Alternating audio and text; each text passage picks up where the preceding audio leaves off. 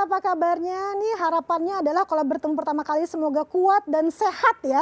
Kalau bertanya kabar. Dan kembali lagi bersama saya Terry Putri dalam program Galeri Publik. Nah pemirsa, kali ini kita akan berbincang-bincang mengenai semangat gotong royong di tengah darurat pandemi. Tapi sebelum itu kami ingin mengingatkan kepada seluruh pemirsa semua untuk selalu mentaati protokol kesehatan yang dianjurkan oleh pemerintah.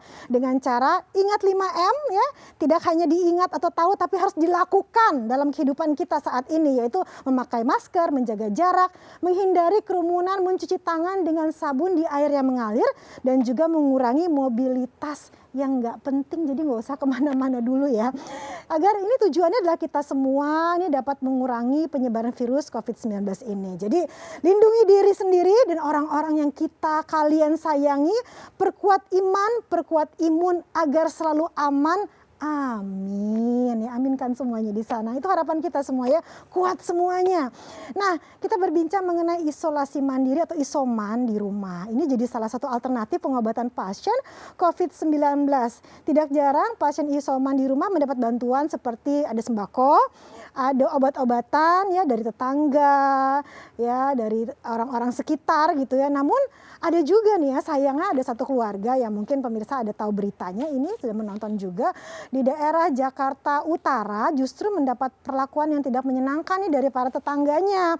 Ini keluarganya ini ada satu ibu dan 3 anaknya. Mereka terpapar COVID dan malah diintimidasi oleh tetangga-tetangga sekitarnya. Ini cukup viral ya di media sosial yang mungkin Anda sudah menyaksikannya. Nah, ini memperlihatkan perdebatan antar tetangga, dan untuk lebih jelasnya nih pemirsa, kita akan masuk ke pembahasannya. Mungkin ini terjadi juga di sekitar kita dan mudah-mudahan ini menghadirkan hal baik atau kesadaran untuk kita semua di sini, yaitu tema kita semangat gotong royong di tengah darurat pandemi. Dan kita ini luar biasa dan sangat bersyukur karena telah hadir bersama kita saat ini. Saya katakan ini orang-orang yang luar biasa. Ada Dr. Sony Hari B. Harmadi, Ketua Bidang Perubahan Perilaku Satgas Penanganan COVID-19. Dan di studio telah hadir Dr. Nuralfah Eka Putri. Putrinya sama dengan saya ya. Nanti kita akan memanggil dengan Putri juga seperti memanggil diri sendiri. Relawan medis Rumkitlab COVID-19. Baiklah, saya menyapa dulu yang ada di sini, dokter. Ya, sehat selalu. Alhamdulillah. Terus menjaga sekali. juga. Pastinya. Mudah-mudahan tenaga kesehatan kita ya, ini yang bekerja dengan sangat luar biasa saat ini, tetap dilindungi, tetap sehat juga, tetap terjaga semuanya. Amin. Dan saya boleh menyapa Pak Sony yang ada di sana. Kita akan berbincang secara online di sini. Pak Sony cukup sibuk dengan kegiatannya saat ini kemana-mana, tapi terima kasih telah menyempatkan waktunya untuk bergabung bersama kami di sini, Pak Sony. Ini memang benar-benar dibutuhkan saat ini. Satu pertanyaan pertama untuk Pak Sony, boleh saya langsung bertanya ya Pak? Ini tadi kasus mengenai ada intimidasi di satu wilayah yang mungkin terjadi di banyak wilayah ya, yang kita tidak tahu. Mengapa sih Pak hal ini bisa terjadi? Ini kan situasi seperti ini harusnya memerlukan kepedulian antara sesama dari kita. Bagaimana Bapak?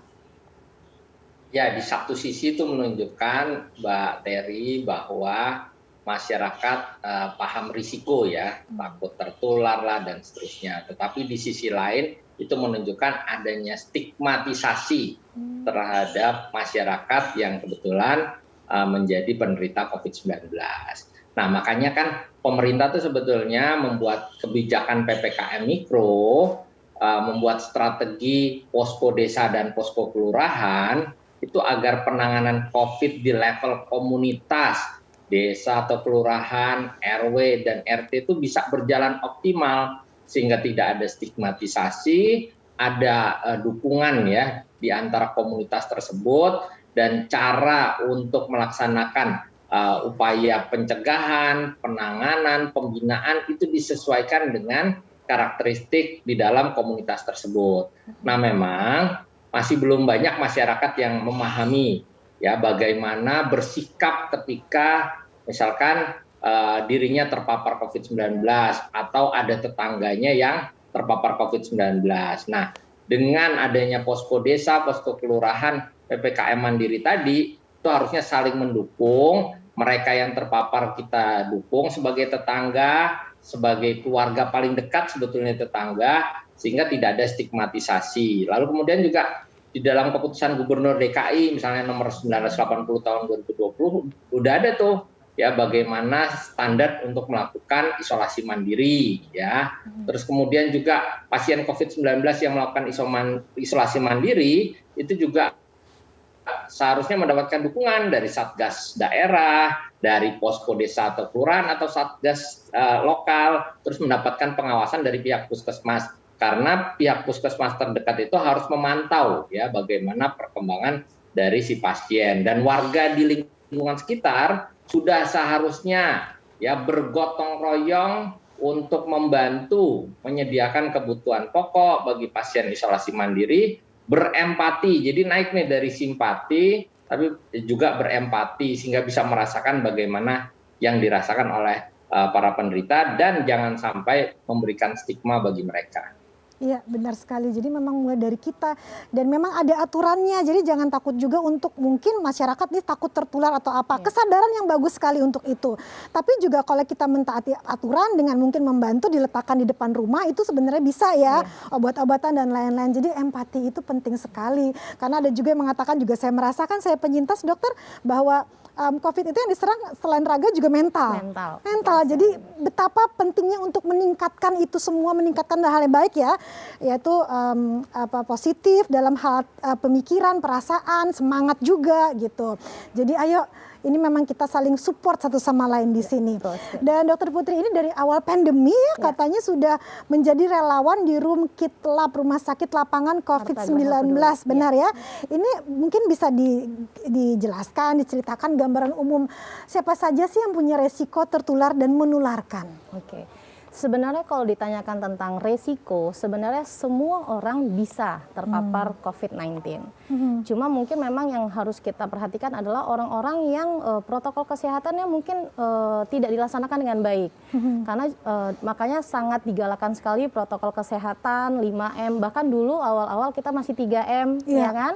Jadi di sana benar-benar kita biasanya orang-orang yang punya resiko lebih besar terpapar adalah orang-orang yang protokol kesehatannya tidak baik, yang tidak dijaga dengan baik, kemudian daya tahan tubuhnya juga kurang baik. Nah, itulah orang-orang yang rentan sekali untuk terkena COVID-19. Itu yang bisa tertular. Yang menularkan bagaimana? Yang menularkan biasanya memang orang-orang yang tidak sadar bahwa dirinya sudah terpapar COVID-19, ya kan? Kemudian ketika di awal-awal dulu kan belum terlalu seperti sekarang, PCR gampang ditemukan di rumah sakit atau di klinik-klinik. Nah, kalau pada tahun kemarin itu setahun ke belakang kan kita dulu sempat melakukan dengan rapid test, ya kan? Nah, jadi pada saat rapid test itu banyak masyarakat yang belum kita lakukan pemeriksaan sehingga mereka sendiri sebenarnya tidak tahu bahwa mereka sudah terpapar COVID-19 gitu. Jadi tanpa sadar mungkin mereka dengan secara tidak langsung menularkan ke orang-orang. Gitu. Jadi yang tanpa gejala ini ya. Yang OTG jadi memang biasanya. untuk tes ini juga penting dan sekarang sudah banyak sekali kemudahan untuk itu sekali. Bahkan sudah bisa di rumah dilakukan sendiri. Tapi juga setelah itu ada kesadaran untuk isoman, menghentikan segala macam bentuk kegiatan dan yakinlah bahwa sebenarnya peraturan yang diberikan oleh pemerintah ini untuk kita semua kok gitu ya. Bukan untuk instansi khusus, bukan untuk para dokter atau pemerintah gitu, tapi untuk masyarakat semua, untuk kebaikan kita, untuk menjaga kita semuanya dan memang kita harus jalankan itu semua. Jadi mau 5M, bahkan saya pikir mau 10M juga ayo jalankan karena ini untuk kita, karena kita ingin bisa melewati ini semua dengan kuat seperti itu. Ada banyak sekali pertanyaan-pertanyaan yang akan kita hadirkan di sini. Ini juga pertanyaan masyarakat sih sepertinya ya. Kami akan hadir sesaat lagi, jangan kemana-mana.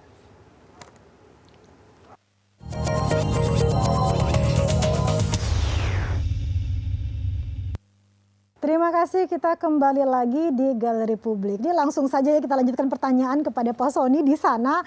Pak Sony, ini isoman atau isolasi mandiri untuk yang menjalankannya, ini mereka jadi sulit untuk keluar rumah ya. Memang nggak boleh keluar ya, kalau bisa jangan keluar kamar malah. Untuk mereka mungkin harus membeli keperluan persediaan pangan dan juga obat-obatan, vitamin ya. Ini sebenarnya support seperti apa dari lingkungan sekitar yang seharusnya diberikan? Ya, jadi lingkungan sekitar dapat membantu memenuhi kebutuhan dari pasien ya. Lalu kemudian juga dapat membantu untuk menghubungkan dengan pihak puskesmas maupun pelayanan kesehatan kalau terjadi sesuatu. Nah, kemudian juga dukungan yang bisa diberikan secara bergotong royong itu banyak ya, dari mulai makanan, kemudian informasi dan pengetahuan, dukungan mental. Tadi Mbak Terry betul banget ya, dukungan mental itu penting karena ternyata banyak sekali pasien COVID-19 yang secara mental itu mengalami kondisi psikis yang menurun ya, down, karena mungkin di dalam pikirannya banyak hal lah ya. Lalu kemudian dukungan psikis ini bisa diberikan tentu tidak harus secara langsung. Kalau ada yang mau memberikan bantuan kepada pasien yang sedang melakukan isolasi mandiri, harus dipastikan ya bahwa yang menyampaikan atau mengantarkan itu dalam kondisi tubuhnya sehat ya. Terus menggunakan perlindungan, bisa dengan masker yang bagus, kemudian ditambah dengan face shield misalkan. Lalu kemudian juga harus membatasi interaksi, ya jangan terlalu banyak bicara. Terus kemudian letakkan makanan dan minuman atau vitamin atau obat misalkan dibutuhkan di depan rumahnya sehingga si pasien bisa mengambil sendiri, cuci tangan setelah mengunjungi dan seterusnya. Kemudian juga yang paling penting juga membantu untuk memantau perkembangannya ya, karena bagaimanapun juga kita tahu dengan rumah sakit yang sekarang banyak penuh, lalu kemudian banyak sekali pasien melakukan isolasi mandiri, itu perkembangannya dipantau oleh tetangga-tetangganya. Kadang-kadang kalau jumlahnya banyak nih Mbak Terry, di dalam satu komunitas itu ada dapur umum. Yang menyediakan makanan dengan komposisi gizi yang baik, yang tepat, juga biasanya menyediakan misalkan ramuan-ramuan tradisional yang bisa meningkatkan imunitas tubuh. Kalau ngelihat ya banyak sekali lah praktek-praktek baik yang sudah dilakukan oleh masyarakat di Indonesia. Contohnya misalnya waktu itu saya baca di Majalengka ya, bagaimana mereka mengumpulkan sembako untuk membantu pasien isolasi mandiri. Terus ada lagi yang mendirikan dapur umum, kemudian ada lagi yang menyiapkan misalkan kebutuhan sehari-hari ya, yang memang seperti memberikan obat yang disarankan oleh dokter dan seterusnya. Jadi banyak sekali lah peran masyarakat, tetapi yang paling penting tidak melakukan stigmatisasi, tidak mengucilkan, dan bahkan memberi dukungan secara mental karena akan mempercepat proses kesembuhannya. Juga pemerintah kan sudah menyiapkan, Kemenkes berkolaborasi nih di Jakarta dengan 11 perusahaan telemedicine ya, untuk menyediakan pelayanan dokter dan paket obat gratis, sehingga akan mempermudah bagi pasien-pasien isolasi mandiri. Nah, seperti itu ya. Jadi ayo pemirsa sudah tahu ada caranya kok. Dan kita jadi tahu yang aman seperti apa. Tadi dikatakan meletakkan di depan, tidak ada interaksi langsung. Gak usah ngobrol deh gitu. Kasih aja di depan terus baru WhatsApp chat gitu ya. Ini sudah ada di depan makanannya, kan bisa ya hal-hal simpel seperti itu dilakukan. Dan kalau kita menyemangati pun ini via video call atau via teks nggak menular kok gitu. Tapi itu berpengaruh besar untuk semangat si orang yang terpapar COVID-19 ini. Jadi ada yang bisa kita lakukan, semua ini sebenarnya kita lakukan juga untuk membuat supaya lebih kuat dan sehat, cepat sembuh ibaratnya seperti itu. Tapi juga menguatkan lingkungan sekitar juga ya dokter ya. Nah ini kembali lagi, ini ada juga kasus seperti prokesnya sudah lengkap nih. Tapi ada mungkin kan kita tahu kondisi ya. Ada juga virus yang masih menyerang. Ini pertolongan pertama. Ini apa harus dilakukan agar virus tidak menyerang semakin dalam ke sistem imun kita? Oke, sebenarnya virusnya ini sih sebenarnya masih sama, hanya ada sedikit yang bermutasi, ya kan. Jadi pada pandemi ini yang harus kita ingat, yang selalu digalakan adalah aman, imun, dan iman, ya kan. Jadi pada aman kita tetap harus menjaga protokol kesehatan dengan baik, ya kan. Kita selalu harus melakukan 5M, kemudian vaksinasi itu juga salah satu hal yang bisa kita lakukan untuk melawan COVID-19. Kemudian kalau dari imun sudah pasti dengan makanan yang seimbang, ya kan, dengan olahraga yang teratur, nggak usah yang berat-berat, yang penting olahraga misalnya jalan sekitar 15 menit saja sudah cukup. Gitu. Lah ya, bergerak, harus gerak. Okay. Jemur itu sudah penting sekali. Nah kemudian yang ketiga adalah imun. Iman. Karena secara spiritual kita harus tetap dekat dengan Tuhan supaya memang bentuk ikhtiar ya untuk melawan COVID-19 gitu. Jadi otomatis dengan semuanya kita sudah lakukan dengan baik, ya kita harapkan bisa melawan COVID-19 gitu dengan semua yang sudah kita lakukan ini. Benar-benar sekali. Jadi aman, imun, dan iman. Aman, imun, dan iman. Iman ini tidak hanya untuk yang terpapar, tapi juga untuk kita yang sekitarnya semuanya. juga. Kita Benar harus jaga sekali. keamanan dengan protokol kesehatan, dengan imun. 5M, Jadi makanan juga harus dijaga semuanya, betul sekali, vitamin dan lain-lain untuk yang sekarang mungkin merasa aman-aman saja. Tapi juga kalau kita berbicara iman, kalau kita membantu ya, mensupport itu juga salah satu bentuk ibadah loh di situ. Betul sekali. Ya? Jadi intinya memang harus saling membantu. Support system itu penting sekali. Iya, dan ini juga untuk kita juga kok gitu, untuk kebaikan kita semua juga di sini. Satu lagi nih pertanyaannya, Dok, tapi ada juga yang mengatakan bahwa stres itu akan membuat lebih turun tidak sih imun dan masih sakitnya lebih bertambah tidak sih untuk ini? Sebenarnya stres itu memang merupakan salah satu penyebab turunnya imun seseorang, ya kan? Nah, pada saat COVID seperti ini banyak sekali orang-orang yang penasaran nih, mencari tahu nih, apa sih COVID? Kabarnya banyak-banyak cerita yang di online dicari-cari gitu, kemudian akhirnya membuat stres gitu. Karena stres sendiri memang tubuh kita tuh akan mengeluarkan yang namanya hormon kortisol. Jadi dia itu nanti akan menurunkan depresi imun, sehingga imun kita akhirnya imunnya turun, recovery-nya akan semakin lama. Jadi untuk sembuh dari COVID-19 tuh kita perlu menjadi bahagia. Nah, ada beberapa hormon yang harus keluar nih supaya kita bahagia nih gitu. Bisa contohnya seperti misalnya endorfin. Kemudian hormon misalnya, happy ya. nah hormon happy nih kita mesti misalnya kita main musik, makan coklat, nonton-nonton film yang lucu, itu bisa membangkitkan hormon endorfin sehingga kita bahagia. Bisa juga ada hormon serotonin, olahraga, berjemur, makan-makan yang enak dengan gizi yang seimbang, itu diharapkan dengan kita bahagia, recovery-nya akan lebih cepat. Intinya juga jangan stres, harus bahagia. Iya, dan itu juga memang dibutuhkan juga support dari orang-orang Ya, sekitar. betul sekali. Support system, keluarga, teman, tetangga, tentunya itu sangat penting sekali. Pengaruhnya besar sekali berarti ya support system ini ya. Dan juga pengaruhnya di balik itu juga besar sekali kalau si yang terpapar ini diintimidasi, itu malah lebih down, bisa lebih lama. Padahal mungkin kita di wilayah itu pengen lebih cepat terbebas dari kasus COVID di satu daerah itu. Jadi sebenarnya ada andil kita juga di sini ya, masyarakat semuanya. Jadi mungkin yang menyaksikan acara ini ada juga yang sedang isoman, terus semangat ya semuanya. Tapi juga untuk tetangga sekitarnya juga ayo kita support, kita semangati mereka yang sekarang sedang terpapar. Ada lagi hal-hal lainnya yang patut kita bicarakan saat ini, sesaat lagi. Ya Allah.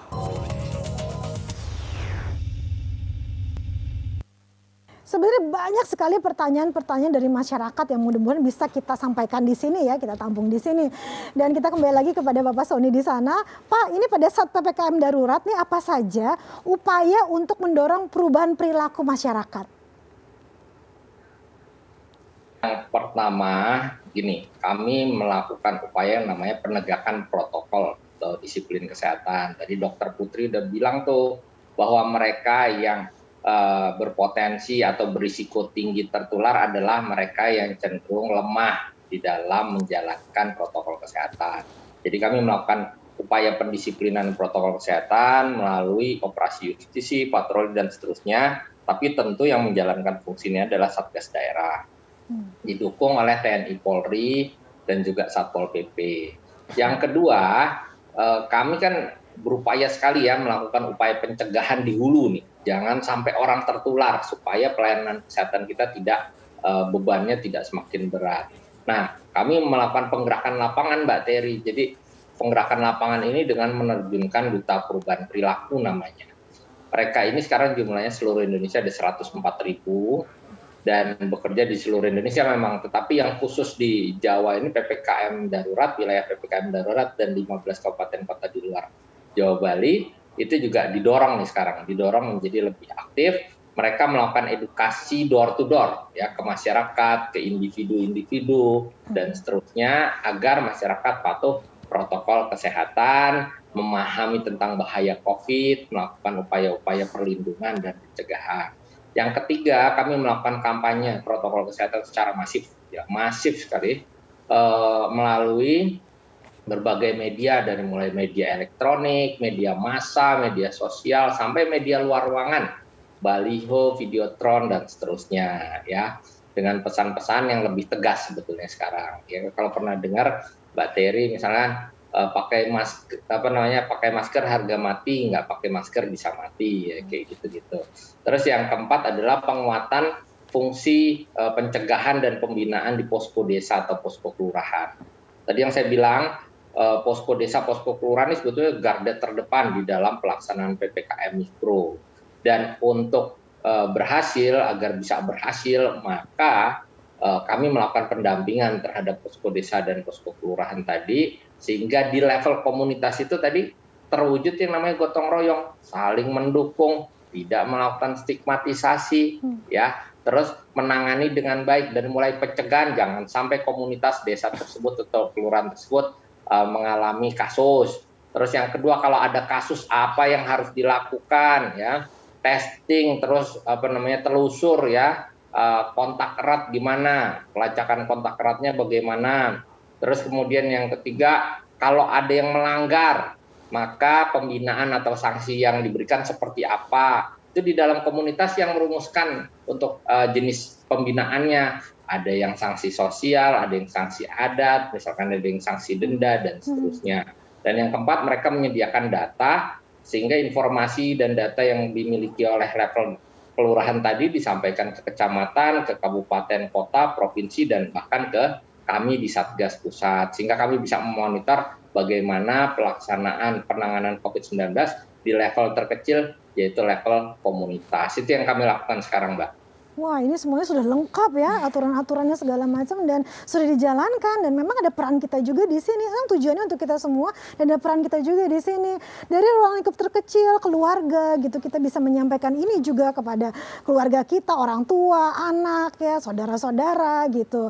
Jadilah bagian dari sini. Sebenarnya tujuannya adalah untuk kebaikan kita semua di sini, untuk kekuatan kita.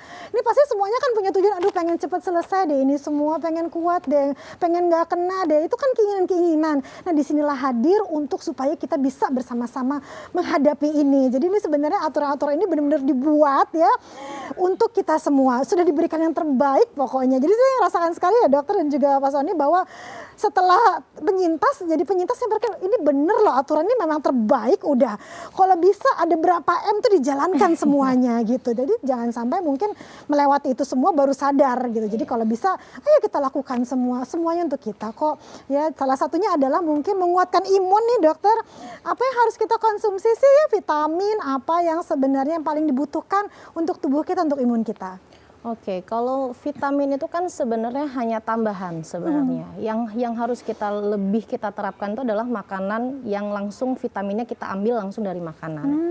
Nah, tapi kan pada kenyataannya makanan tuh belum tentu nih kita makannya tuh cukup proteinnya, yang lain-lainnya tuh cukup nggak nih, makanya dibantu dengan suplementasi, ya kan? Nah, suplementasinya sendiri yang pada saat COVID ini yang sering kita konsumsi kan ada vitamin C biasanya. Vitamin C itu biasanya sekitar 500 mg sampai 1000 biasanya. Kemudian ada vitamin D biasanya 1000 biasanya. Apalagi kan orang-orang yang jarang berjemur ya.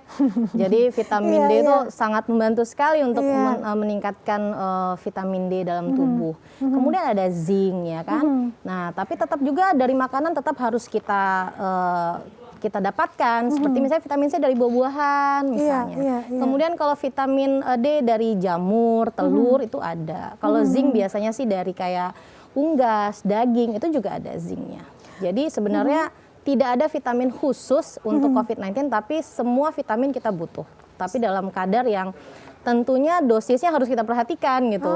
Jangan sampai nanti dosisnya, vitamin C ini kita butuh nih diminumnya lebih dari dosis yang diberikan. Nah, itu kan berbahaya bagi organ tubuh kita. Iya, dan disesuaikan juga dengan mungkin tingkat gejala yang dialami juga ya gitu ya. Mungkin berbeda ya dok ya, mungkin ada gejala ringan, sedang, sampai mungkin parah gitu kan berbeda-beda ya. Apa yang harus intinya secukupnya lah dengan dosis yang memang sudah diterapkan oleh rumah sakit atau fasilitas kesehatan yang memang sudah memberikan suplementasi tadi. Kalau perilaku atau kegiatan pada saat isoman di rumah apa yang harus dilakukan tadi selain tadi kata dokter bergerak ya, Iya, maksudnya beraktivitas, beraktivitas. jangan tidur aja juga ya dok Iya, ya. karena mungkin Jangan kalau- diem aja ya. Karena kalau diem aja juga kayaknya tambah stres nanti ditakutkannya ya. iya, iya. Jadi biasanya berjemur ya, olahraga ringan mungkin bisa jalan, mondar-mandir itu udah cukup untuk bikin kita bergerak dengan Harus bergerak. Yes. Jangan benar tiduran sekali. aja ya, mungkin Ya. gampang lelah sih, gampang lemes sih.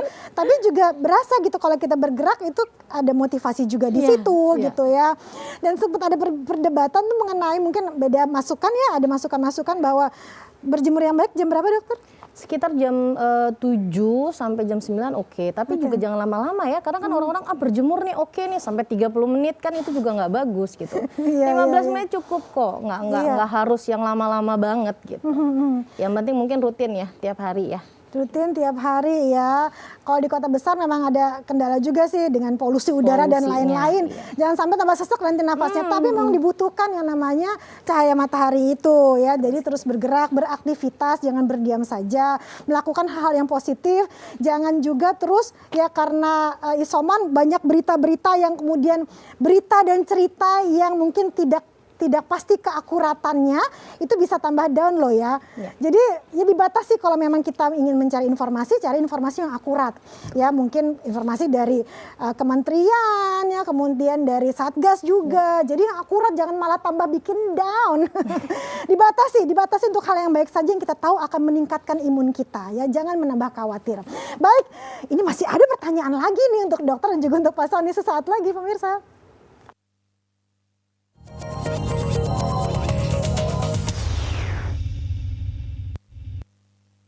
Baiklah, kita masih bersama-sama di sini dan masih berbincang mengenai sekarang mungkin kita di dalam masa PPKM banyak yang bisa kita lakukan juga untuk kita, untuk sekitar supaya kita bisa lebih cepat ya, lebih kuat untuk bisa melewati masa yang mungkin sudah cukup lama kita lalui hampir 2 tahun ya.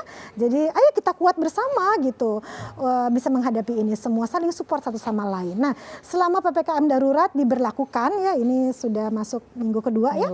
Beberapa minimarket, supermarket ini diserbu oleh pengunjung untuk membeli salah satu.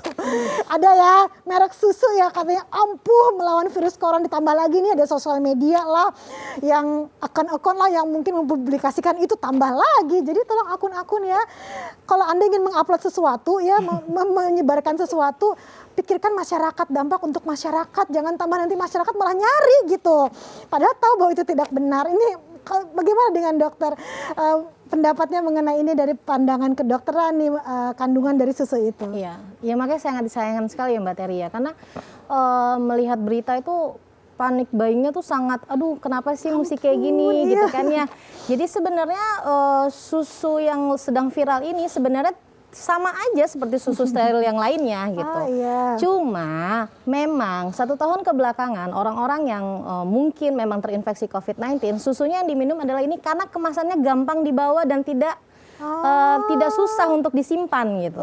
Iya kan? Dengan bentuk kalengnya mungkin. Jadi orang lebih gampang bawa, kemudian diberikan ke orang yang terinfeksi, gampang minumnya gitu. Sedangkan kalau susu steril yang lain mungkin kemasannya lebih berbeda. Padahal lebih kan ke kemudahan. karena mungkin dari tahun kemarin banyak yang mengkonsumsi, jadi orang berpikir wah ini ampuh nih untuk COVID-19. Padahal belum ada sama sekali penelitian yang bilang bahwa susu tertentu itu bisa mencegah ataupun mengobati COVID-19. Jadi belum ada sama sekali. Susu-susu steril itu banyak sekali di luaran sana. Bahkan ada yang lebih bagus dari susu yang viral ini gitu kan. Jadi sayang sekali orang-orang panik buying dengan sampai diserbu harganya akhirnya meningkat tajam gitu dari harga yang biasanya. Harga dan lain-lain Ada juga yang stok susunya gitu kan. Nah sebenarnya tidak ada penelitian dari sisi kedokteran, belum ada penelitian yang bilang bahwa susu A, susu B ini bisa mencegah atau mengobati COVID-19. Semuanya malah sama. kalau pada berebutan ya kemungkinan untuk terpaparnya lebih besar di situ. Benar banget. Justru protokol kesehatannya jadi jelek sekali waktu berebutannya. Jadi apapun bentuknya berita yang mungkin kita terima, yang kita dapatkan ya mungkin memang kita harus cari tahu kebenarannya dulu, akuratnya seperti apa kita, dan kalaupun memang ingin kita mencari yang terbaik untuk kehidupan kita ya dalam hal kekuatan, ya juga harus tetap menjaga protokol kesehatannya juga gitu. Yang paling penting adalah menjaganya itu. Kalau produknya itu akan mensupport kita supaya lebih baik saja. Pak Sony, ini masih mengenai kasus ini nih, apa yang dapat dilakukan ya Pak Sony untuk merubah pola pikir seperti itu? Kita lihat dari sisi positifnya dulu ya. Sisi positifnya sebetulnya pandemi ini membuka pengetahuan masyarakat, literasi tentang gizi dan kesehatan. Jadi sekarang masyarakat lebih aware lah terhadap apa yang dikonsumsi, terus kemudian juga lebih aware tentang kesehatan. Tetapi di sisi lain, sebetulnya kan pencegahan itu jauh lebih penting ya. Kita harus paham bahwa cara terbaik mengatasi pandemi ini dengan menerapkan protokol kesehatan. Kita belajar dari dulu flu Spanyol ya, tahun 1918 sampai 1920. Bisa selesai karena apa? Karena masyarakatnya patuh protokol kesehatan. Nah, bagaimana dengan fenomena panic buying yang kemarin terjadi? Itu memang secara sosial ada teorinya tuh namanya social conformity ya, jadi konformitas. Jadi perilaku seseorang itu secara tidak sadar atau sadar itu dipengaruhi oleh perilaku kolektif orang lain, tindakan sosial orang lain. Itu ada yang panik, ini panik. Tetapi kan sebetulnya itu kepanikan itu muncul dari kelompok masyarakat menengah ke atas ya, yang sebenarnya nggak perlu sama sekali. Terus kemudian yang kedua, mereka itu mungkin karena merasa ada ketidakpastian ya sekarang. Mereka harus menyiapkan diri itu seharusnya menyiapkan dengan bagaimana mereka bisa stay at home, kalau keluar rumah patuh protokol kesehatan, tapi ketidakpastian itu dilihat dengan cara karena mereka punya uang mungkin ya, cara menyetok atau menyiapkan menumpuk barang yang mungkin akan berguna kalau mereka sakit. Nah, yang kita lakukan, pemerintah lakukan termasuk melalui media televisi adalah meluruskan tadi kan Dr. Putri juga sudah menjelaskan, menyajikan fakta, melakukan edukasi dan sosialisasi yang lebih baik ke masyarakat sehingga masyarakat juga tahu bahwa apa yang mereka lakukan itu sebenarnya tidak bermanfaat secara langsung. Iya, benar sekali itu. Nah, edukasi, sosialisasi itu penting, dan ini juga yang dilakukan oleh dokter-dokter juga ya, apalagi di Room Kit Lab ini juga sebenarnya kalau kita lihat apa sih biasanya yang dikeluhkan, yang disampaikan oleh para pasien nih biasanya dokter, dan apa yang kira-kira harus dilakukan oleh mereka? Biasanya sih kalau mereka sih lebih mengeluhkan sebenarnya, kenapa sih saya kok bisa kena ya dok gitu kan? Ya pertanyaan pertama pasti itu, kenapa ya dok saya yang kena gitu. Kemudian kalau kita sih selalu bilang kalau untuk sekarang memang tracing itu penting. Cuma kalau ditanya lebih fokus kenapa, kapan, di mana gitu kan, itu malah bikin tambah stres saya rasa gitu. Jadi lebih baik fokus. Kemudian biasanya sih lebih mereka mengeluhkan apa aja nih yang harus dilakukan gitu kan. Pada saat sekarang pandemi yang tahun ini rumah sakit kembali lagi penuh ya kan, makanya isoman lagi sedang kita galakan lagi untuk isoman nggak masalah gitu, asalkan memang tadi Dr. Sony juga bilang tetap harus dipantau. Nah biasanya memang yang isoman biasanya kan dari rumah sakit, kemudian dari fasilitas kesehatan seperti puskesmas, kemudian juga sekarang yang seperti Dr. Sony bilang tadi yang telemedicine bekerja sama dengan beberapa seperti ini kan mereka sudah mulai menggalakkan memberikan obat untuk mereka isoman. Iya. Jadi ada pantauan gitu. Karena isoman tanpa pantauan juga kita khawatirkan terjadi sesuatu, penanganannya akan telat gitu. Jadi memang harus dipantau dengan baik. Jadi isoman juga harus dengan pantauan ya. Dengan pantauan yang baik. Untuk yang sekarang sedang isoman pun mungkin bisa mencari tahu juga ini untuk mencari informasi atau menyampaikan keluhan kemana. Saya rasa memang sudah dibuka nih line dan lain-lainnya untuk bisa kita jadi cari tahu, kan itu juga menguatkan di sini ya. Dan juga bagaimana masyarakat sekitar bisa mensupport di sini. Jadi memantau tidak hanya dari sisi pemerintah, dari instansi, tapi juga dari yang paling terdekat dulu lah. Yang paling terdekat dari masyarakat sekitar. Ayo kita support, kita jaga semuanya di sini supaya ya tadi lebih cepat untuk bisa sembuhnya. Nah, dan masih ada lagi hal-hal lainnya akan kita bahas di sini. Ini dekat sekali dengan kita karena saya yakin yang menyaksikan acara ini ada pemirsa yang ada juga mungkin sedang isoman di rumah atau mungkin penyintas juga ya di sini yang telah merasakan bagaimana COVID yang dirasakan. Kemudian juga ini dekat sekali dengan kehidupan kita, semakin dekat ya. Saya yakin di sekitar yang mungkin belum terpapar pun ada keluarganya yang terpapar, bahkan ada yang kehilangan orang-orang disayangi. Jadi sudah sangat dekat sekali dengan kehidupan kita di sini. Oleh karena kita harus tahu bagaimana caranya. Sesaat lagi kami akan segera kembali.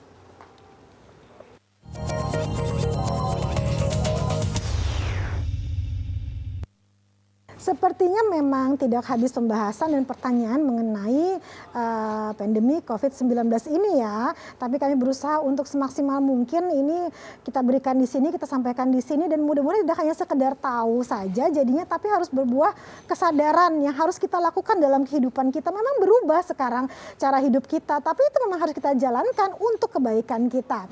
Dan kembali lagi saya akan bertanya kepada Bapak Sony, ini pemerintah atau kita nih sebagai masyarakat nih Pak Sony harus melakukan apa lagi untuk beberapa orang yang sulit menerapkan protokol kesehatan ini, gimana ya Pak caranya gitu menyampaikannya Pak? Persepsi setiap orang terhadap penyakit ini berbeda-beda ya. Ada masyarakat yang tidak percaya atau acuh itu karena satu, merasa di sekelilingnya nggak ada COVID-19. Sehingga kalau mereka merasa bahwa sekelilingnya baik-baik saja, nggak ada COVID-19, jadi saya nggak perlu menerapkan protokol kesehatan. Padahal perbedaannya COVID-19 dengan beberapa penyakit lainnya, ini butuh dites. Ya, orang baru tahu kalau dirinya itu menderita atau mengidap COVID-19 tuh kalau dites. Kalau nggak dites tuh banyak sekali orang tanpa gejala yang bisa menularkan pada orang lain. Terus yang kedua memang tantangannya adalah banyaknya berita hoax ya, sehingga masyarakat itu mengalami kesulitan di dalam menganalisis informasi yang ada, kesulitan di dalam mengolah informasi yang diterima ya, sehingga mereka bingung yang benar mana. Malah Mbak Terry, Dr. Putri, itu banyak sekali yang sifatnya disinformasi, mencampur informasi yang benar dengan informasi yang salah, tetapi diterima oleh masyarakat secara keseluruhan itu adalah informasi yang benar. Nggak usah mereka yang pendidikannya tinggi, ya, nggak usah mereka yang pendidikannya rendah. Mereka yang pendidikannya tinggi dan bahkan pejabat pun seringkali bertanya ke saya, apa betul ini? Apa betul ini? Seringkali bertanya ke kami di Satgas untuk konfirmasi. Dan yang bertanya ini bukan main-main ya, kadang-kadang para profesor juga bertanya kepada kami, apa benar berita ini. Jadi memang berita hoax itu membuat masyarakat kebingungan. Kita kan juga infodemik ya, mengalami informasi pandemi informasi, jadi begitu cepat. Lalu kemudian juga kalau kita perhatikan juga ada pandemi fatigue ya Mbak, ada kelelahan, kejenuhan, tetapi saling mendukung inilah yang membuat kita menjadi lebih kuat dan bisa melihat dalam perspektif positif. Itu penting ya, bahwa pandemi memang membuat orang berat, tetapi di sisi lain kan menjadi lebih dekat dengan keluarga, ada aspek-aspek positif ya, kita bisa menekan penularan penyakit yang lainnya juga. Lalu kita membangun juga komunikasi risiko yang efektif. Ada beberapa strategi sih. Yang pertama tuh masyarakat menerima karena takut dihukum atau sejenisnya, jadi kita bangun, atau takut menerima dampaknya gitu ya. Yang kedua, kita bisa membangun komunikasi di mana masyarakat memahami, menerima tuh karena mengerti manfaatnya bagi dirinya ya, mengerti kebaikannya. Tapi yang ketiga yang paling penting juga, dia mendapatkan nilai atau dia mendapatkan value dari apa yang dia pahami tadi. Jadi kalau dia udah merasa ada benefitnya, dia akan berubah perilakunya sesuai yang kita harapkan. Nah, membangun pemahaman tentang bahwa kalau dia pakai masker itu bermanfaat, kalau dia jaga jarak itu bermanfaat, dia cuci tangan itu bermanfaat, tidak berkerumun dan batasi mobilitas itu semuanya bermanfaat, itu kan melalui edukasi secara terus-menerus dan berulang kali. Bahkan di negara maju seperti Jepang saja, mereka walaupun masyarakatnya sudah patuh, pengetahuannya sudah sangat tinggi, edukasi itu terus dilakukan secara berulang-ulang dan berkali-kali, supaya masyarakat terus ingat tentang apa yang menjadi tanggung jawab, apa yang menjadi manfaat kalau dia mematuhi protokol kesehatan yang diminta oleh pemerintah. Kayak gitu Mbak Terry. Iya, benar sekali ya. Jadi memang ini ada perlu peran kita semua ya sebenarnya di sini, peran kita ya untuk kekuatan dan kebaikan kita. Dokter Putri, mungkin ada saran yang bisa disampaikan kepada para pasien positif COVID yang sekarang sedang isolasi mandiri di rumah. Oke. Untuk bagi orang-orang yang memang sudah terinfeksi COVID-19, jangan patah semangat, harus selalu semangat, jangan putus asa. Selalu ingat tadi aman, imun dan iman, harus selalu bahagia, makan-makan yang seimbang, olahraga yang teratur, ya 15 menit cukup. Yang penting harus disadarkan bahwa penyakit ini memang kita tidak mau terkena penyakit ini, tapi bukan berarti kena ini udah selesai, masih panjang jalannya ke depan. Jadi harus tetap semangat. Dan yang harus dipastikan bahwa Anda tidak sendiri, ada kita semua yang berjuang bersama untuk melawan COVID-19. Ya, itu untuk yang sedang isoman, untuk masyarakat di luar sana mungkin di sekitarnya cukup dekat dengan orang-orang yang sedang terpapar. Ya, untuk orang-orang yang mungkin di sekitarnya ada yang terpapar COVID-19, kita harus menjadi support system yang baik. Support system yang membuat mereka bisa melewati ini semua. Karena kan memang tadi selain dari penyakitnya, mental tuh sangat kena sekali gitu kan. Jadi support system baik dari keluarga, tetangga, teman-teman di kantor mungkin itu harus saling menguatkan supaya mereka yang melewati COVID ini ya seperti melewati penyakit-penyakit seperti yang lainnya aja gitu kan. Jadi harus bisa melewatinya dan salah satu yang bikin mereka bahagia itu adalah support dari kita semua. Dan pentingnya vaksin di sini? Nah, pentingnya vaksin adalah memang kita harus menggalakkan vaksin karena memang program pemerintah ya Mbak Terry ya. Jadi bagi yang belum divaksin, ayo vaksin, nggak usah khawatir dengan berita-berita yang mungkin membuat kita jadi takut. Nah, jadi sekarang kan sentra vaksinasi udah cukup banyak ya Mbak Terry ya, di mana-mana sudah mulai buka. Jadi hayo kejar vaksinasinya, efeknya tidak sebanding dengan apa yang kita dapat tuh lebih banyak manfaatnya gitu. Jadi ayo kita vaksin. Itu dia ya, walaupun mungkin ada cerita dan berita mengenai gejala setelah dirasakan vaksin, tapi itu ya biasa saja.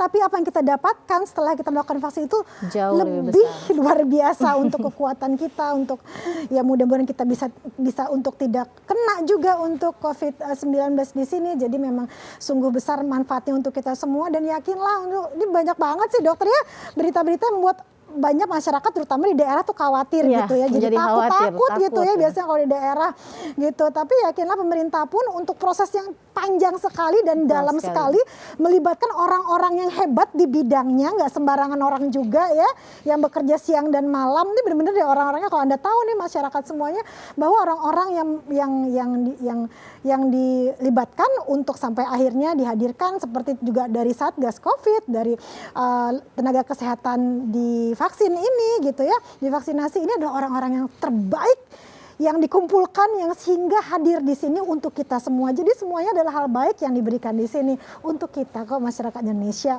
Dan kali ini adalah pertanyaan untuk Pak Soni nih, untuk petugas PPKM di lapangan yang berhubungan langsung dengan masyarakat. Ini perdebatan humanis seperti apa yang baiknya pendekatan humanis seperti apa yang sebaiknya dilakukan? Ya, jadi memang ketegasan penting ya.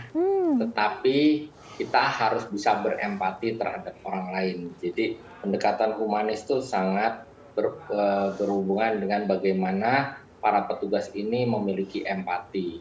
Tetapi bagi mereka yang melakukan kesalahan, tentu dikenakan sanksi sesuai dengan aturan yang berlaku. Karena jelas sekali ya, pandemi ini butuh dukungan semua pihak, dan kalau ada yang sampai tidak mematuhi atau menghalangi upaya pemerintah untuk melakukan upaya untuk pengendalian pandemi ya, dihalang-halangi, tentu itu menjadi sebuah kesalahan ya. Dan kami berharap memang petugas itu lebih banyak sambil mengedukasi. Jadi bukan hanya menyalahkan atau kemudian menghukum, tapi juga mengedukasi bahwa yang sebenarnya, yang sebaiknya harus dilakukan oleh masyarakat seperti apa. Dan kami sudah menggandeng kok, kami juga melihat pelaksanaan di lapangan itu sangat humanis ya, penyekatan-penyekatan yang dilakukan, terus kemudian operasi justisinya juga lebih pada upaya untuk secara persuasif mengajak masyarakat kita untuk mendukung upaya-upaya mengatasi pandemi ini. Tetapi begitu ada yang melanggar dan sulit sekali untuk mendukung, ya maka dilakukan tindakan-tindakan tegas tetapi harus terukur. Iya, jadi memang sudah ada aturannya, aturan memang yang sudah diberikan yang terbaik untuk masyarakat semua di sini gitu ya. Jadi kita harus juga melihat dari banyak sisi juga, dan kita jalankan, peran kita adalah menjalankan aturan itu yang sekali lagi adalah untuk kita semua di sini. Dan juga untuk pihak-pihak yang mungkin ada akun-akun yang memberitakan ini, cobalah dipilih untuk melihat dari sisi yang baik ya, untuk mensupport program ini supaya baik untuk masyarakat semuanya. Karena ada dua sisi nih biasanya yang dilihat ya, jangan hanya satu berita saja sehingga menimbulkan banyak hal di luar sana dari sisi pandang masyarakat yang mungkin tidak bisa mensupport program ini untuk kebaikan masyarakat. Jadi kita pilihlah segala sesuatunya yang untuk kebaikan kita di masa pandemi ini, untuk kekuatan kita semua di sini. Dan Pak Sony, mungkin terakhir ada pesan untuk masyarakat, untuk yang sedang isoman atau masyarakat di sekitar yang sedang terpapar COVID-19. Ya, tetap kuat, tetap semangat ya, karena sesungguhnya selalu ada kemudahan di balik kesulitan. Dan kami juga mengingatkan semua pihak yang bahwa membangun kepatuhan itu penting, tetapi yang paling penting juga, yang lebih penting adalah membangun kesadaran. Kesadaran bahwa kita ini harus menjaga orang lain juga harus menjaga kita, saling melindungi, saling mendukung, karena di masa-masa sulit seperti ini, dukungan secara moral itu sangat penting untuk menguatkan kita secara keseluruhan sebagai suatu bangsa yang besar. Iya, benar sekali. Dan tetaplah jangan lupa untuk terus menjaga peraturan-peraturan atau melakukan peraturan-peraturan yang sudah memang digalakan oleh pemerintah untuk kita ya. Untuk kita semua, 5M atau berapa M itu kita jalankan semuanya di sini. Kita menjaga imun kita supaya aman dan juga menjaga iman kita supaya kuat semuanya. Jadi bersama kita bisa. Terima kasih banyak Pak Sony ya, yang pasti bekerja luar biasa teman-teman Satgas COVID-19 saat ini. Mudah-mudahan dalam perlindungan dan terjaga semuanya sehat-sehat. Terima kasih banyak dokter. Terima kasih banyak juga Mbak Terry, selalu sehat. Mudah-mudahan semakin banyak kesadaran masyarakat untuk melakukan vaksin juga sehingga semua menjadi lebih kuat, karena kekuatan dari setiap masyarakat juga akan menjadi besar, menjadi kekuatan kita semua di sini, kekuatan Indonesia. Sekali lagi bersama kita bisa. Saya Terry Putri pamit undur diri, sampai jumpa lagi. Terima kasih.